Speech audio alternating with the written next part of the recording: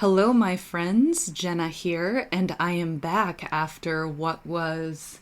Oh man, I shouldn't have begun this episode with counting, because even something as simple as subtraction and addition, my brain kind of freezes. I think September or perhaps August was my last episode, and now it's May, so what we're looking at 6-ish months, maybe a little less. But I am happy to be back here with you today. And before I say anything else, including the topic of this episode, I would like to dedicate it to Ashburn. Ashburn, I know you're out there. I know you've been checking in. I appreciate you. I miss you too. And so I am recording this episode in honor of you and your continued loyalty. Thank you for coming back. I appreciate you. However, I hope that everybody else who's listening also gets something from this episode. And I'm back today to talk to you about anger, of all things, right? Isn't that what you want to hear after your long-lost friend comes back? You know, how mad they are? But generally, if you're here, you're familiar with my content, and my perspective on anger today will hopefully help you take some of yours back in a productive way. So welcome. I can't say for sure how often I'll continue to post again. I will do so as much as I can. But, before I was doing every Tuesday, Friday, and then eventually every Friday, I don't have a regular schedule set, but I will be back for sure, at least periodically, with new content for you. So thanks for coming. Thanks for coming back. I appreciate you. Also, you should know that I got hit with COVID a few weeks ago, and it's still hanging on, and it really mimicked kind of the original symptoms of COVID. Like, I have not been able to smell anything for 3 weeks. Brain fog, fever, sneezing, like all this stuff. And unfortunately, it's still in my throat a little bit, so I'll be coughing from time to time. But as you can hear, most of my voice has come back. And it's interesting because voice is a huge part of what I'm going to talk about today. So anger.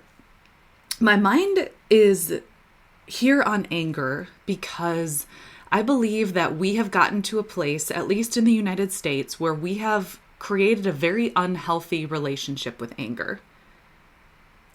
And before I kind of explain some of that, I need to first tell you why. I believe that anger is the spark of justice. Anger is the passion behind change. Anybody who's ever made any kind of equalizing change in this world got angry first, as they should be.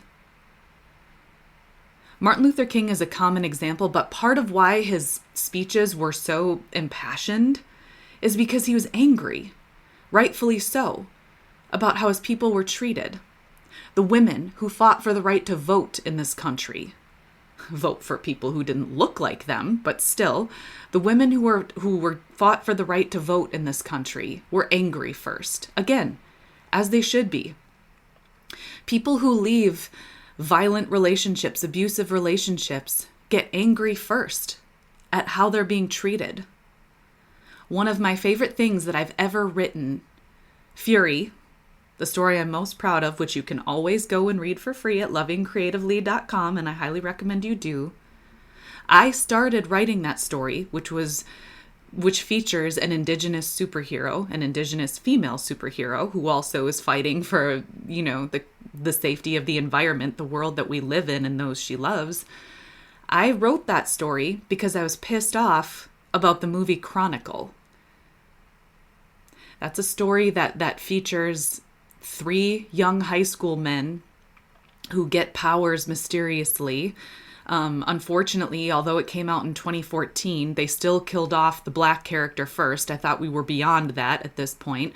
And also, these young men used their powers to blow women's skirts up. Actually, I shouldn't say women, I should say girls, because these boys were in high school and they were blowing up high school girls' skirts with these powers that they had. Gross. Inappropriate. Blowing up the skirts of minors. Really, that's what we're using our powers for? So that, among other things in that movie, pissed me off. And I'm like, you know what? Women deserve better. They deserve to have the truth about them told. So I'm going to write a story that tells the truth about women and doesn't just put them as victims with their skirts getting blown up. Fuck. You know? So the anger that I'm referring to today is about justice. Anger is the spark of justice. And I am going to focus on women because women deserve to be focused on, but because this episode in general is for everyone. Everyone needs to listen. Don't go turning it off because I said the W word. Women matter and our anger matters. But I am actually going to get into the anger when it comes to relationships too, like romantic relationships, friendships, family. So stay with me because I'm going to talk about it in terms of justice, but I'm also going to talk about it in terms of relationships because I do think anger has a very real place in relationships. And I think we're a little bit out of balance with therapy talk these days. So let me back up a little bit. I don't know the exact science behind it, but I have heard references to anger being right alongside passion.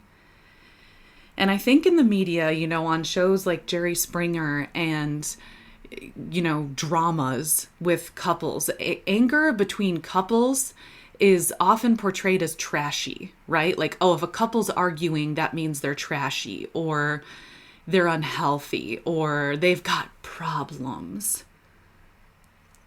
And I think that's caused a lot of people to bury things and to fake their relationship. And I think it's painted a picture of, oh, well, you know, if a couple is, you know, always happy getting along, well, then they're okay. But, oh, if someone catches wind of somebody arguing or having tension with each other, well, I guess they're just not right for each other. And I meant to go into the piece about women first, but I guess I kind of naturally segued into the couples thing. So I guess I'm going to begin here. So stay with me. Like I said, relationships are often portrayed as toxic if there's arguing or if there's anger. And certainly that anger can get out of balance and can get mean, right? If we're getting to a place where we're calling each other names and just intending to hurt, well, we've got a problem. However, getting angry at each other often happens because we expect better, right? I believe that anger is right there with love.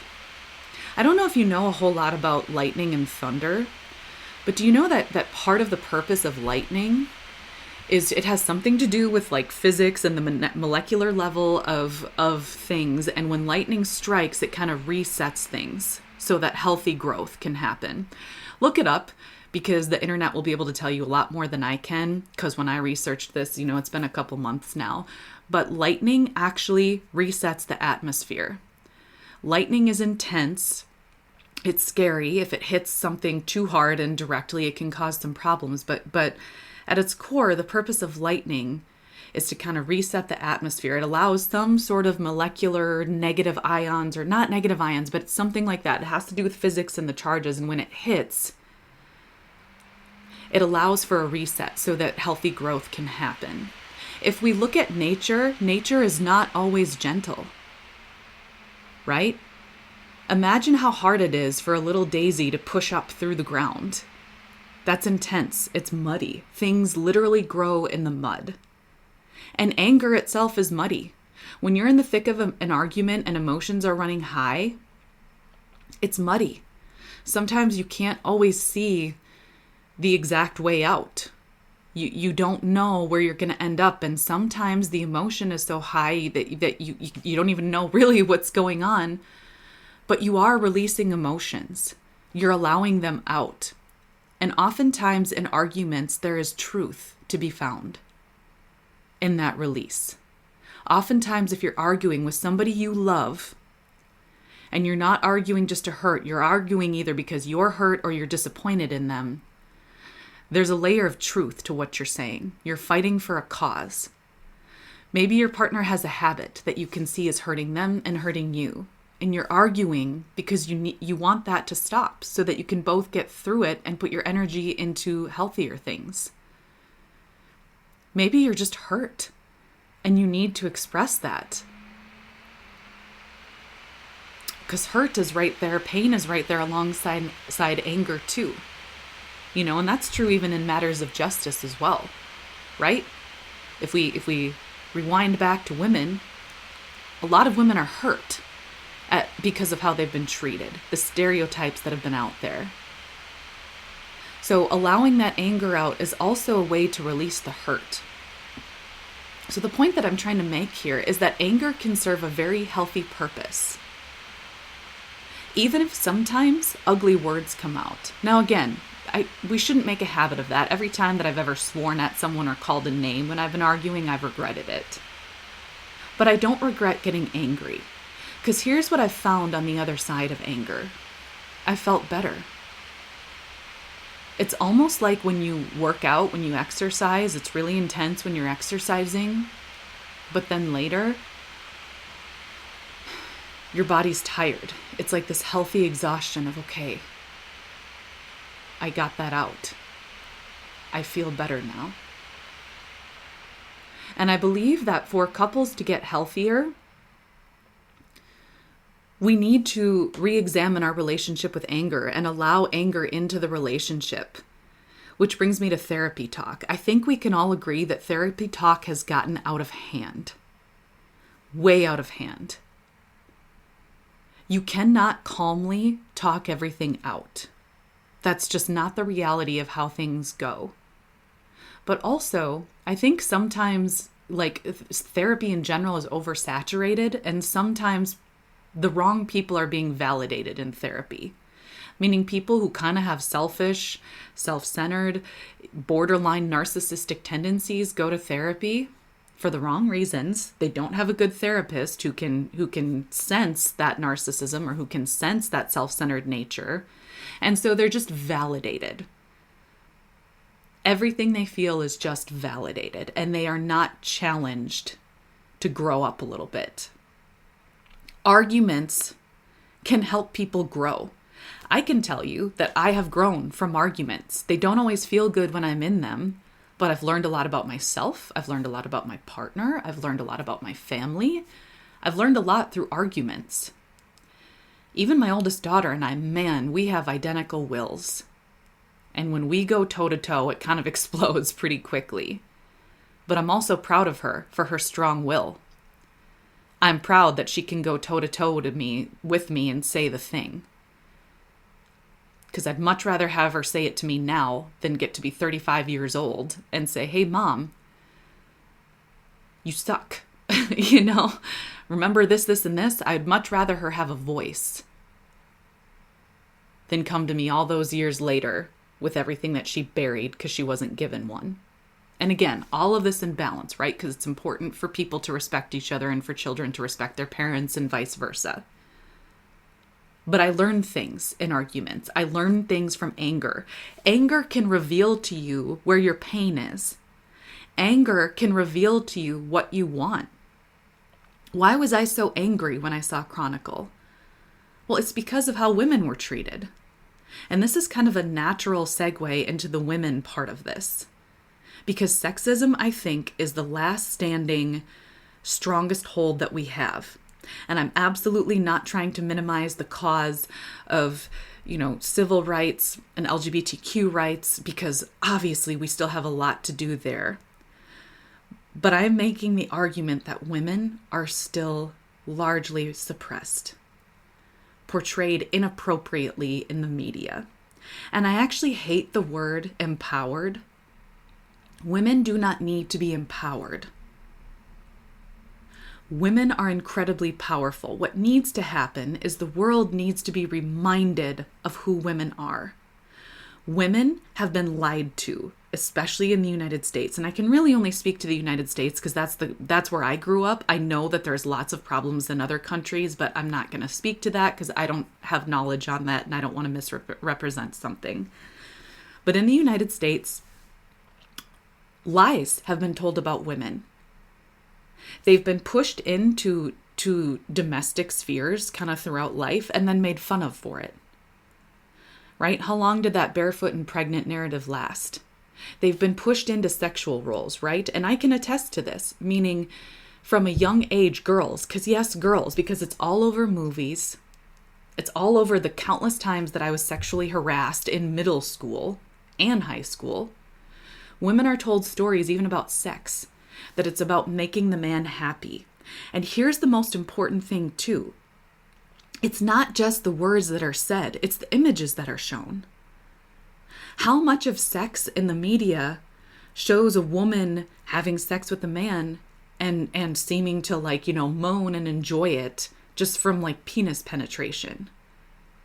Even that alone, the sexual power is highly imbalanced. Women aren't taught about their own bodies in sex education and the multiple orgasms that they can have. They're taught how to act so that a man enjoys himself. And I think this very much is still prevalent in society. So this power thing goes from everything from daily life, the workplace, how women are treated when it comes to, the home, how women are treated sexually, and just the truth. When women get angry, think about this. When women get angry, it's mocked, right? Terms like catfight, women seen slapping each other, right? It's mocked. Or if a woman is angry, oh, PMS. Ooh, you're moody. Maybe people don't say, ooh, she must be PMSing so much anymore, but it is, if a woman is angry, she is often dismissed as overly emotional and moody. This is some bullshit, and I'm going to tell you why. Because I think if the world were to actually experience the true anger of women and the power behind it, it would crumble. If women could remember who they are and develop a healthy relationship with anger again, many of the unjust systems in this world would crumble. I have to say this again. If women remember their anger, if they remember the power of their anger and live it out, the unjust systems of this world would crumble. Women do not need to be empowered. They are incredibly powerful. We just need to remember. Look at how women have held up this country, even when suppressed. They've been made fun of for taking care of the home and getting pregnant and all that stuff. All these things that require incredible strength. A pregnancy requires incredible strength. Raising children requires incredible strength. Going back to work without paid leave after 6 weeks after having a baby. Are you kidding me? That requires work. Managing a team of people at work when everybody, even if it's not consciously, thinks that you're not as well suited to leadership as a man takes work. Knowing that you can manage your emotions better than a man, but because of stereotypes, you're told that you can't, that takes work. So many lies have been told about women. We have been reduced to overly emotional, sexual creatures who just can't handle it, who can't handle power, who can't handle leadership, who aren't suited for it. And it's just not true. I think the world is afraid of women. And so lies were told by those in power to push us down. And here's the thing, the world is always better when everybody has equal rights. Well, everybody who has the intentions to treat others with kindness and respect, not those who desire to oppress and enslave. Okay, not those, or profit. In this case, profit off of people, not those people. The world is better when everybody whose main goal is love and compassion and taking care of each other. It's better when those people have equal rights. That's how it should be. I can promise the world that everything will get better if women are allowed to live out their power again. If women remember the truth about themselves, the world will get better. And the truth about women is that we are creators. We are incredibly resilient. We are incredibly intelligent and capable of making waves, of building something new, of supporting each other, because that's the thing that's about to make me cry. How many movies, even now, don't show two women talking to each other? If you notice, especially in the 90s, right, like my childhood, women are not seen talking to each other in movies. And I think that was a very intentional move by the men who created the movies, because if women start talking to each other, they're going to remember their power, which means, oh, I guess we won't have any anymore. And that's bullshit. I think women were intentionally portrayed as not talking to each other as a way to divide us, as a way to teach us to compare ourselves, because only one of us can be in the room, right? Think about that for a second. 90s movies, even 2000s movies, TV shows, so little are women talking to each other. And the story that's told from that is that there can only be one of us in the room. There's only room for one.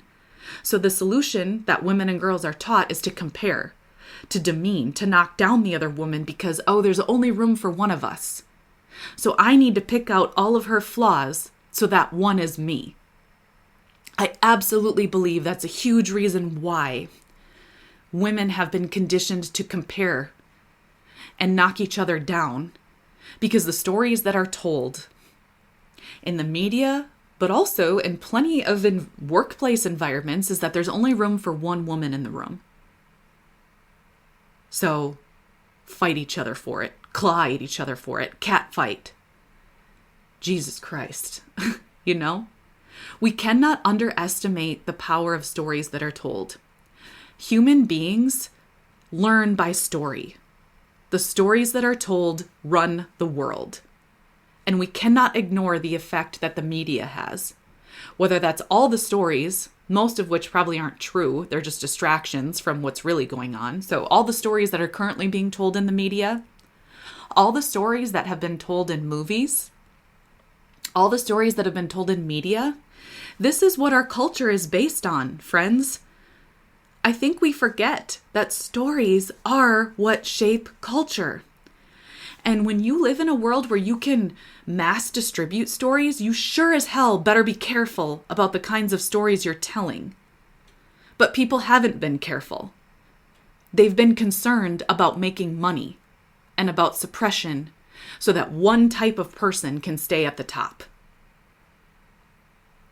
We have to reclaim true stories, and those who are in the media need to be more conscious about the kinds of stories that they're telling, because those who are watching are also learning, especially the young ones. Do you think that watching The Little Mermaid as a 5-year-old didn't teach me that I had to give up my voice to marry a man? Jesus Christ, that is the message of The Little Mermaid. Give up your voice so you can be with a man. And the only way you get that voice back, by the way, is by kissing him. Right there, portrayed in a Disney movie that stood the test of time, is a very clear message to all the girls and all the boys and all the in-betweens watching. We have to reclaim stories.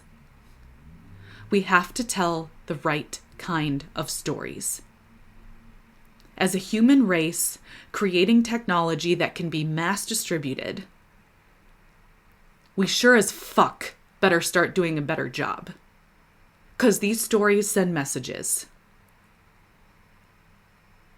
These stories shape culture. We have to start doing better. And yes, that begins with anger. I am very angry at the stories that have been told and distributed. They have sent very unhealthy, toxic, dehumanizing messages about women, people of color, LGBTQ folks, folks with different abilities. Now, don't get me wrong. There's a lot of really great TV shows and movies out there, created and produced by folks whose heart is in the right place. But I think we can agree that those who hold the most power to distribute certain types of stories are the ones that are mass produced and making millions and billions.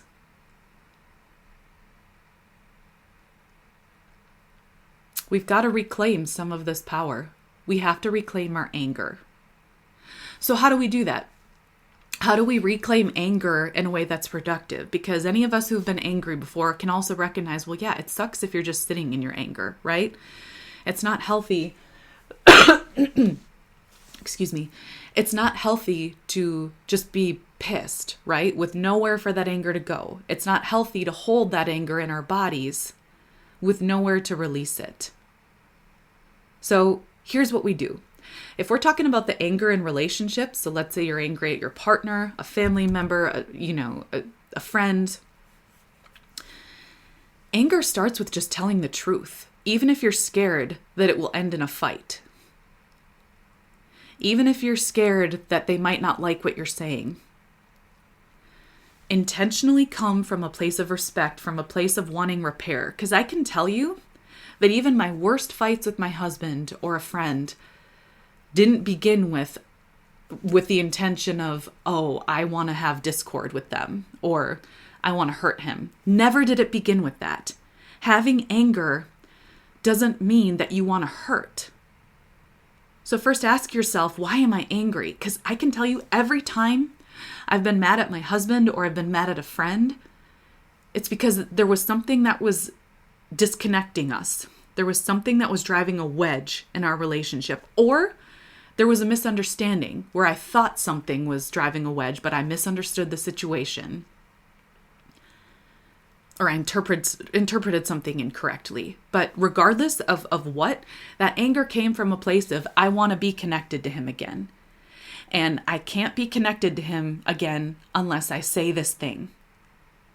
So you do not always have the luxury of therapy talking everything. You don't always have the luxury of quiet, calm space to have conversations, especially in my situation with him. We've got 6 kids.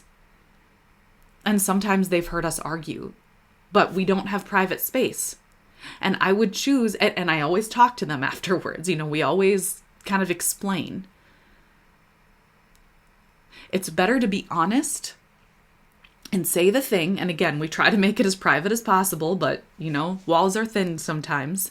It's always better to be honest and to come forward than to just bury it, because it comes out in other ways. It comes out in passive-aggressive comments. It comes out in then maybe leading a deceptive life. If you're not living an honest life with the people closest to you, well, then what starts happening is you've numbed yourself to your feelings. And when we're numb, that's when we can do things like cheat or engage in unhealthy distractions, right? Long hours after work, out with work friends, or long runs. Running in itself is healthy, but when you're doing it as an escape form, well, that's a problem. So not saying the thing, not allowing your anger out, can sometimes lead to escapist tendencies, which are much more dangerous. So when it comes to relationships, to back up, number 1, ask yourself, why am I angry right now? Because it is incredibly possible to get angry at people you love. And every time, like I said, I've been angry at my husband or a friend, it's because I felt there was something, excuse me, whether that was a habit, a behavior, a word, whatever, that was causing a disconnect in our relationship. And I just wanted to be connected again. So where you start with anger with relationships is saying the thing, doing it as respectfully as possible, but just being honest. Even if you're nervous that it'll result in a fight, even if you don't know where it's going to go, I can tell you from countless fights, it's worth it. Because I don't have a relationship that's dishonest. I'm not hiding anything. I do not feel like I have to escape from my relationship. In fact, even on the other side of all those arguments, I still always want to be close to my husband. So whether it's your partner or it's a friend, say the thing. even if it's uncomfortable. Guess what? Discomfort is the food of growth. Nobody grows from just being comfortable all the time. Daisies popping through the ground, that's probably not comfortable for them. But because they did it, well, there they are sitting in the sun now, with their roots in the mud. Nature can teach us so much, right? You can be in the sun and the mud at the same time. Photosynthesis and all that, I don't know for sure if that's what photosynthesis means, but you get what I mean. So there's always that piece of just looking at nature, right? Looking at our relationship with nature really contributes to our own growth, seeing ourselves in these things. Okay, so that's my advice for when it comes to anger in relationships. Just say the thing. Do so respectively, but say the thing. And if your intention is not to reconnect with that person, then maybe you do need to take a closer look at, why am I trying to hurt this person? You have to ask yourself honest questions, because if it's someone who you want to hurt, that might mean there's a bigger problem in the relationship. But either way, that honesty will help both of you, whether it means you need to walk away or whether it means you just got to start being braver to say the thing. So come at it from a place of respect and realize that sometimes voices are raised. Again, we don't want to stay there. We don't want to always make it a habit. But passion is right there with anger. And things can't always be calmly talked out. So ask yourself questions. Why am I angry? What is my intention in bringing up this anger right now? And what do I need to do with that intention? Okay? So that's relationships. When it comes to matters of justice, right? Getting angry about injustices, getting angry about the stories that are told. There is a place for everybody to make this a more equal world. I can tell you from direct experience from me, I needed a place to channel that anger. The anger that comes from the injustices toward women, LGBTQ folks, civil rights, all that stuff. I was angry about it. And I needed to channel that anger into something productive, because anger absolutely can be channeled into something productive. For me, that's art. I'm a writer. When I was angry about something, I would write a poem about it. When I was angry about a story that was being told, I would channel that into telling the story that I believed needed to be told, a story that was more equalizing and truthful about women, about Native Americans, excuse me, about other people of color. I was angry at the unjust stories being told, and so I channeled it into writing my own stories, and I built on skills that I already had, right? I was an English teacher. I had read and taught countless books. That gave me a leg up of like, okay, I've read all these books. I'm very familiar with the English language because of it. Well, I'm going to use what I know about the English language and about the formula of stories and what I know about how my students react to stories, and I'm going to craft stories. Stories that center on matters of justice and that are truthful about the nature of women. I'm going to write my own. I'm going to use the skills that I have to channel this, and I'm going to distribute those out into the world. Even though I'm not a best-selling author, not everybody knows my name. Some people have read my stories. I put them out there, and I put some of them out there for free so that people could read them.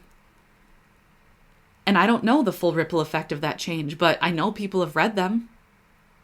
And I hope that it helped, because I believe that any step in the direction of justice helps, and that we cannot underestimate the impact of our local community or of the impact of those we do share our channeled anger and justice with, for the purposes of creating equality, for the purposes of caring for each other. So those emotions of anger, I channeled into my stories, and I used skills that I already had. This might look different for you. Oh, and I got better at it. The more that I did it, the more I learned to channel my anger into art, the better I got at writing.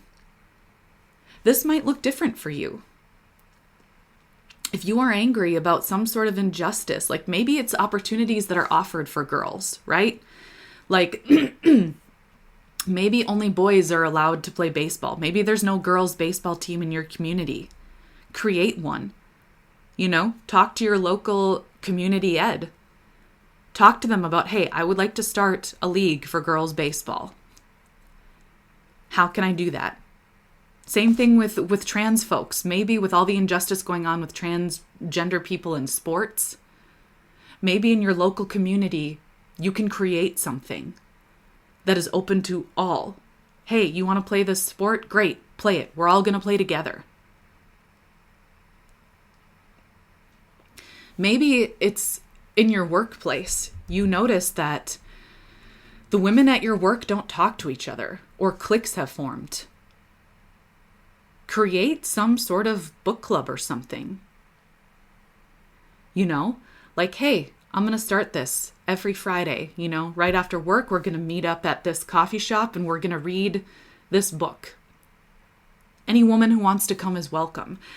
Acts like that can't be underestimated. Maybe you're angry because you feel like you work in a place where it's kind of a boys' club. Start a group for women. Go meet up somewhere. Talk to each other. Pick a book that centers on the truth about women. There's so many books out there written by women about women. Read it together. Talk. Even if you feel like, even if you feel like things have gotten toxic, you can break those barriers just by facing it instead of avoiding it and gossiping more. All of these things, believe it or not, are channeling your anger. If you feel that women have been left out, create opportunities for them to connect. Now, I don't know what your exact workplace looks like, but you can judge for yourself if you believe change can be made or not. And so if you're noticing a lack of leadership opportunities for women, and there's plenty of women who are very qualified, number one, what you can do is encourage other women. If you think someone would be suited to some sort of promotion or leadership opportunity, tell her. Even that's a form of channeling anger. And I mean the anger of injustice toward women. You break down and kill those narratives of women need to compare themselves to each other and get a leg up on each other by genuinely coming to another woman and pointing out her strengths to her. Do not underestimate the power of your voice and the power of your individual encouragement. So maybe you don't want to start a group, but you can start by just giving someone a genuine compliment. And I don't mean walking up and saying, hey, you know what? You're really smart. You could do that. No, point out her specific skills. Give her examples. Hey, you know what? I saw how you took on this project and you pulled together that detail and that idea, and you saw, the flaw in that plan, and instead you took a solution here. Give her specific examples of what she has done well and encourage her. That's a way of channeling your anger. If you feel that building up, let it out in the form of encouragement. Those things change the world. Again, do not think for a second that your voice doesn't matter. Every single interaction you have matters and shapes culture. We have a very loud media in the United States. We have a very loud celebrity culture in the United States, so much so that I think we've been conditioned to think that our government, celebrities, and the media are the only ones with voices that matter. And that's not true. People run the world. Of course, as I said before, the stories that are told matter. So certainly celebrities, movies, production companies, the government, obviously they all have a certain amount of power, but that doesn't mean that we don't. That doesn't mean that your everyday interactions don't matter. You have no idea the waves that you can make just by encouraging one person. This is how the world is built.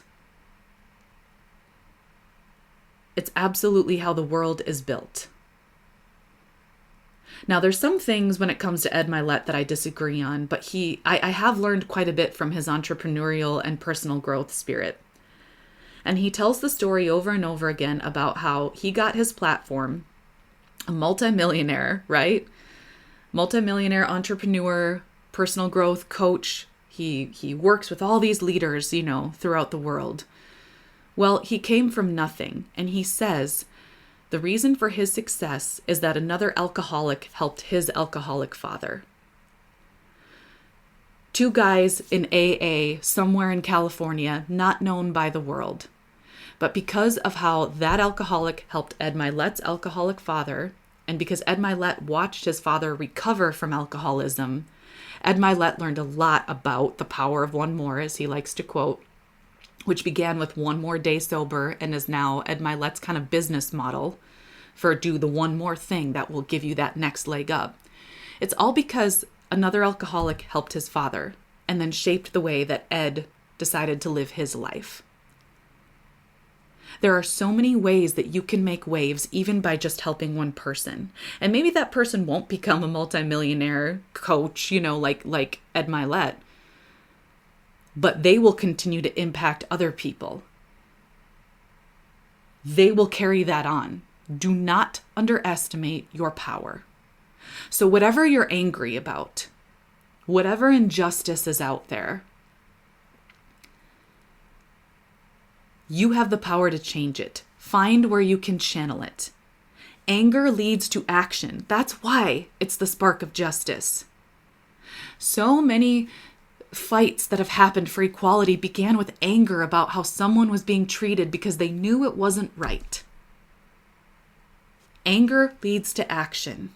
And I promise you, whatever you're angry about, there is some sort of productive fuel that you can channel it into. And that will help you release it. You're not stuffing it. You're not burying it. You're releasing it. You're taking actions where others failed to. You are, we can pull in even Mel Robbins' Let Them Let Me, right? She often talks about how people forget about the let me form of the let them theory, right? Because the let them is letting people just do things that are outside your control. But the let me, which people forget about, is okay, but what am I going to do now? What's in my control? There's always something that you can do. And that is a healthy way to channel your anger. There's always something. And please, I've said this a bunch of times because I need you to know, your actions matter. You do not have to be a celebrity or a government official or a multimillionaire to change the way this world moves.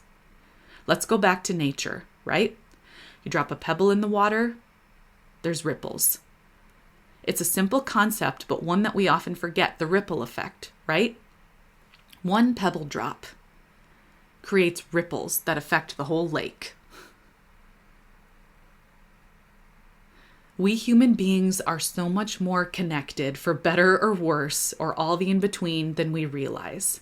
Separation is a killer. Separating women from each other, separating women from their own psyches and their own power and their own sexuality. That's the true killer. If we remember our power, we remember our sexuality, we remember our connection, we will all be stronger and better for it. So whatever this means for you today, I want to encourage you to take action. Take action in your relationship. Say the thing from a place of respect that you've been afraid to say, even if some anger comes with it. Act on whatever's been making you angry when it comes to injustice. If you are a woman or you identify as one, remember your anger. You are not overly emotional. You are not a cat fighting. You are someone whose power has been hidden from them for too fucking long. You do not need to be empowered. You have power. You just need to remember. I'm so happy to be back with all of you. I probably will have more to say. Thank you for joining me in this episode. I hope you feel encouraged. I'll let you know what my schedule is once I have one, but for now, that schedule is just coming back with you periodically as I can. Thank you to all of you who've stayed with me. Ashburn, one final shout out to you. You are amazing. I am so grateful for you. Thank you for always checking back with me. And please email me sometime, by the way, Ashburn, if you're out there. My email's on my website, jdill@lovingcreatively.com. I'd love to hear from you, but no pressure. I'm just happy that you listen. But if you ever wanted to reach out to me, I'd love to chat with you, or any of you who are listening. I'd love to chat with any of you. So reach out. And if you've appreciated this podcast, please share it. Let your friends and family, coworkers know. But in the meantime, thanks for coming.